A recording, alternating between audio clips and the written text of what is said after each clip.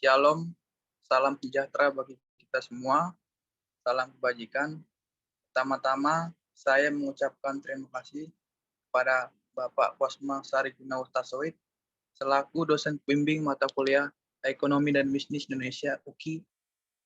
Izinkan saya untuk memaparkan hasil presentasi saya ini mengenai kebijakan fiskal. Perkenalkan, nama saya Iswan Realkana dengan NIM 183113531.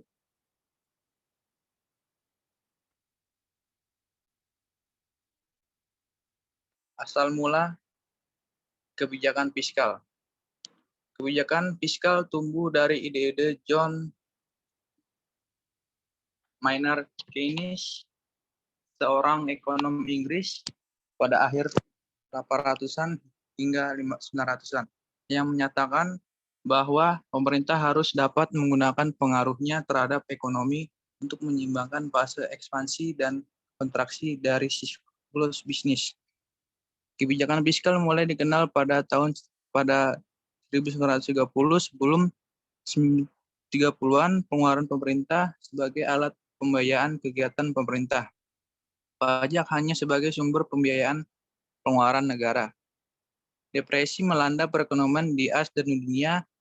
Kebijakan moneter yang biasa dianjurkan untuk merangsang kegiatan individu atau sektor swasta menjadi kurang ampuh pada masa depresi di mana pengangguran dan deflasi terjadi. Keynes menerbitkan bukunya yang berjudul The General Theory of Development, Interest and Money. Buku ini merupakan dasar dari perkembangan teori kebijakan fiskal. Peranan pemerintah menjadi sangat penting sejak saat itu. Menegaskan bahwa ketika ada aktivitas rendah dalam perekonomian, pemerintah harus memiliki defisit anggaran. Kebalikannya, selama masa aktivitas tinggi dalam perekonomian, anggaran harus surplus. Definisi kebijakan fiskal. Secara umum, kebijakan fiskal adalah kebijakan pemerintah dalam bidang anggaran dan belanja negara yang bertujuan untuk mempengaruhi jalannya perekonomian. Kebijakan fiskal bukan semata-mata kebijakan dalam bidang perpajakan, akan tetapi menyangkut bagaimana mengelola pemasukan dan pengeluaran negara untuk mempengaruhi perekonomian. Kebijakan fiskal memiliki tujuan yang persis dengan kebijakan moneter. Perbedaannya itu tersebut terletak pada instrumen kebijakan yang diterapkannya, yaitu dalam kebijakan moneter pemerintah yang mengandalkan jumlah uang yang beredar. Sedangkan dalam kebijakan fiskal, pemerintah mengendalikan penerimaan dan pengeluarannya. Latar belakang kebijakan fiskal. Latar belakangnya di dalam perekonomian seperti yang pertama, semakin diperlukannya peran pemerintah dalam perekonomian. Yang kedua, kegagalan kebijakan moneter menangani ketidakstabilan ekonomi terutama yang berhubungan dengan ketenagakerjaan. Yang ketiga, pembagian dan distribusi pendapatan sebagian besar terkonsentrasi pada kelompok tertentu yang mendominasi perekonomian. Kebijakan fiskal menurut para ahli.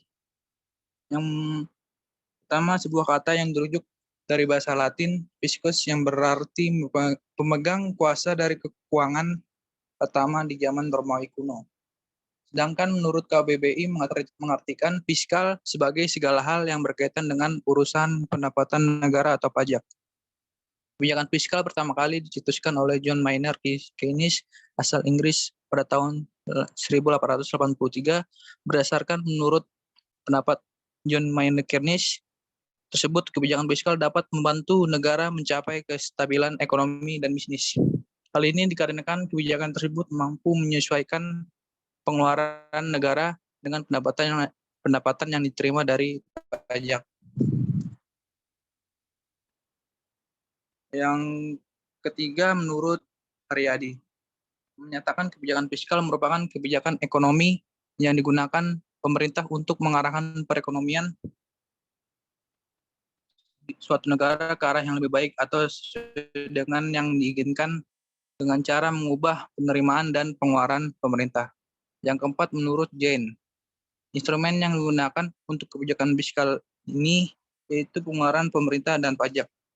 Menyatakan pajak adalah pungutan yang dilakukan oleh negara baik pemerintah pusat maupun daerah yang diatur oleh undang-undang untuk pembiayaan umum dari pemerintah dalam rangka menjalankan fungsi pemerintah dan tidak mengandung unsur imbalan individual oleh pemerintah terhadap pembayaran pajak.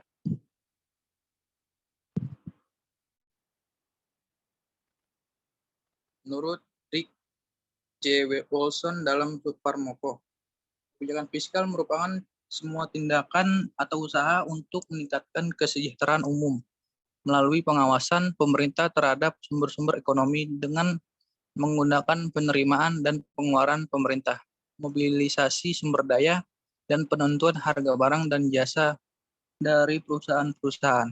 Jadi inti dari kebijakan fiskal itu sendiri ialah sebagai upaya pengelolaan dana yang diterima dari pajak untuk memenuhi keperluan masyarakat dalam skala yang lebih luas. Dengan begitu, tujuan dari strategi ini dapat tercapai sesuai dengan harapan, sehingga tersedianya fasilitas publik dan pelayanan kesehatan yang mumpuni.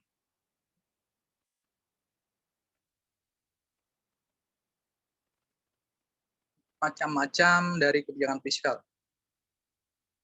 dibedakan menjadi 4 macam, seperti yang pertama itu pembiayaan fungsional. Kebijakan fiskal ini adalah AP Learner dalam hal ini pengeluaran pemerintah dengan melihat akibat-akibat terhadap pendapatan nasional, terutama guna meningkatkan kesempatan kerja. Di lain pihak, pajak dipakai untuk mengatur pengeluaran swasta dan bukan untuk meningkatkan penerimaan pemerintah. Sehingga pada saat ada pengangguran, pajak sama sekali tidak diperlukan. Yang kedua itu pengelolaan anggaran. Pendekatan ini lebih banyak disukai daripada pendekatan pembelajaran fungsional. Karena pengeluaran pemerintah, perpajakan, dan pinjaman ini dimaksudkan untuk pencapaian kestabilan ekonomi yang lebih mantap. Dalam pendekatan ini, hubungan antara pengeluaran pemerintah dan perpajakan selalu dipertahankan, tetapi penyesuaian dalam anggaran selalu dibuat guna memperkecil ketidakstabilan ekonomi, sehingga pada suatu saat dapat terjadi defisit maupun surplus.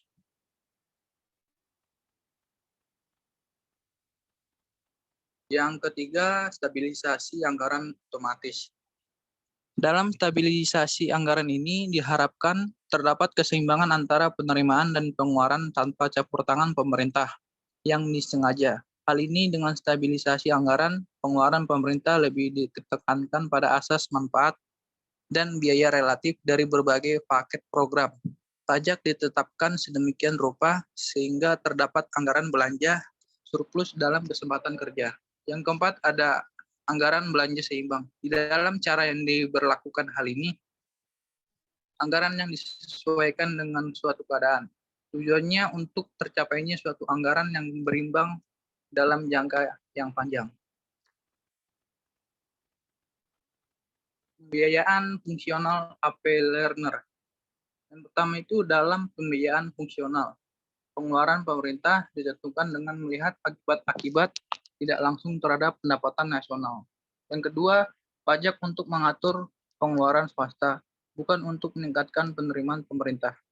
Yang ketiga, peningkatan pajak sama sekali tidak diperlukan dalam masa pengangguran. Yang keempat, pinjaman publik dan sebagai alat menekan inflasi. Yang kelima, pemerintah dan perpajakan dipertimbangkan sebagai suatu hal terpisah.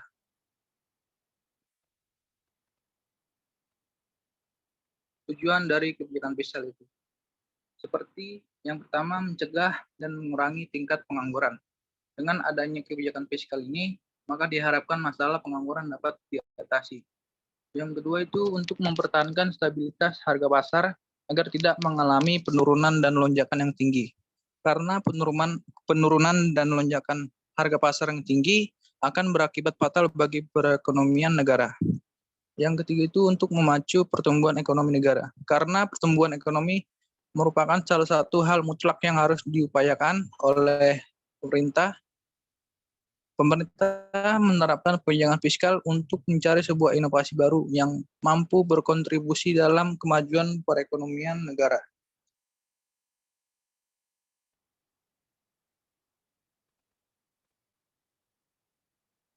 Yang keempat, mendorong laju investasi. Karena investasi merupakan salah satu transaksi dalam dunia ekonomi yang memiliki prospek besar. Oleh karena itu, kebijakan fiskal ini bertujuan untuk mendorong agar kegiatan investasi ini terus bertambah, agar hasilnya dapat dimanfaatkan sebagai pembangunan nasional dan lain sebagainya. Dan yang terakhir itu untuk mewujudkan keadilan sosial.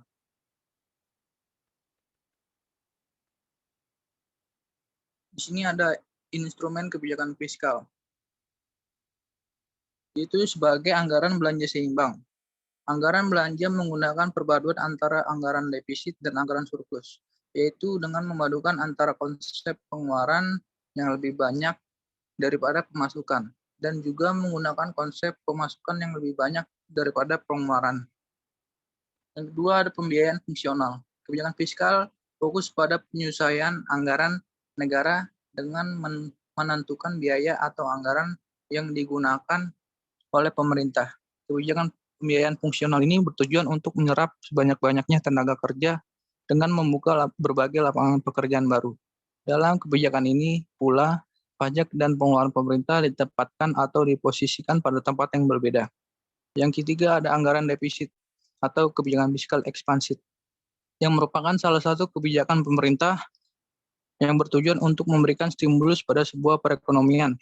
Hal ini dilakukan dengan cara mengupayakan pengeluaran negara untuk belanja dan pembangunan lebih besar daripada pemasukan selama kurun waktu tertentu. Anggaran defisit dibagi menjadi beberapa bagian, yaitu defisit konvensional, defisit moneter, defisit operasional, dan defisit primer.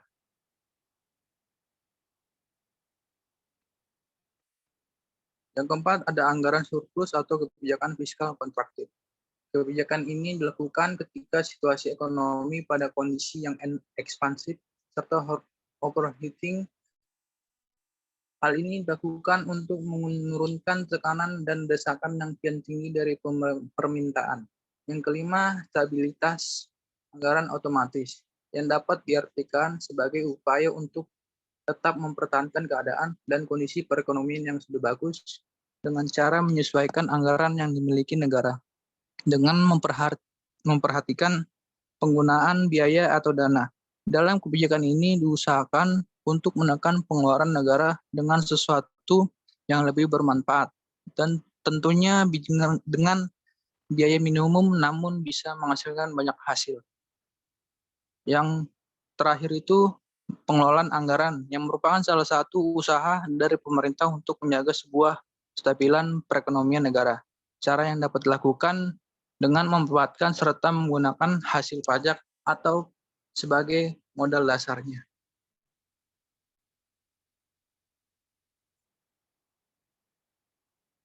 Fungsi dari kebijakan fiskal sendiri telah diatur dalam Undang-Undang Nomor 17 Tahun 2003 Pasal 3 Ayat 4 tentang keuangan negara, yaitu sebagai fungsi otoritas, perencanaan, pengawasan, alokasi, stabilisasi, dan distribusi.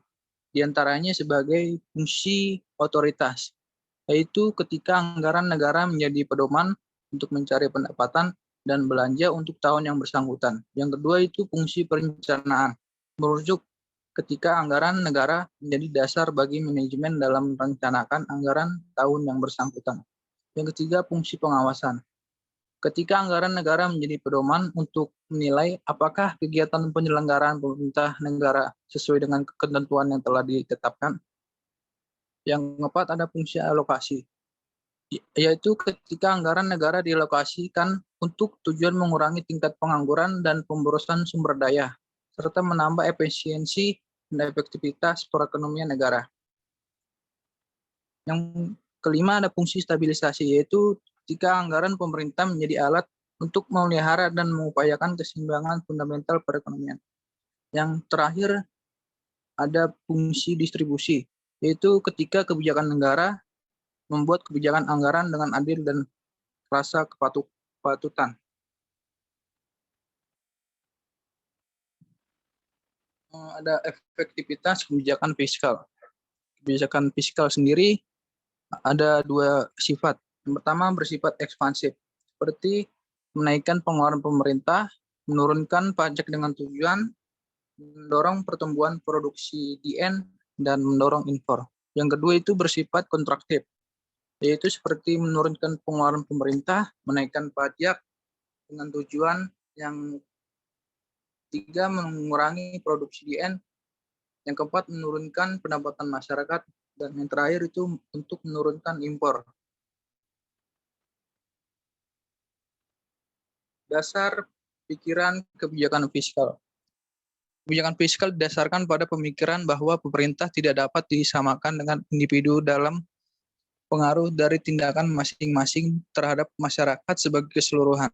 Umumnya, individu akan mengurangi pengeluaran apabila penerimaannya menurun, dengan pemerintah sebaliknya, karena apabila pemerintah mengurangi pengeluarannya, maka hal itu justru akan berakibat menyusahkan atau memperberat jalannya perekonomian. Karena menurunnya pengeluaran pemerintah akan berarti menurunnya pendapatan masyarakat. Dan menurunnya pendapatan masyarakat berarti akan menurunkan penerimaan pemerintah di kemudian hari. Yang ketiga, selain itu, dalam masa depresi banyak dana masyarakat yang menganggur, sehingga peningkatan dalam pengeluaran pemerintah tidak akan mengurangi investasi di sektor swasta lewat kenaikan tingkat bunga.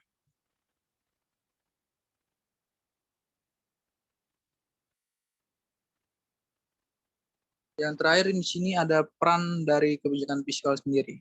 Di Indonesia memiliki beberapa peranan yang harus dipenuhi, yaitu antara lain yang pertama menurunkan tingkat inflasi, yaitu penurunan inflasi dilakukan lewat penundaan atau pembatalan proyek pemerintah yang sedang berlangsung untuk mengurangi peredaran mata uang. Yang kedua itu meningkatkan produk domestik bruto. Hal ini dicapai untuk mendorong produksi masyarakat atas barang dan jasa dengan cara memperbesar pengeluaran atau meningkatkan transfer pemerintah.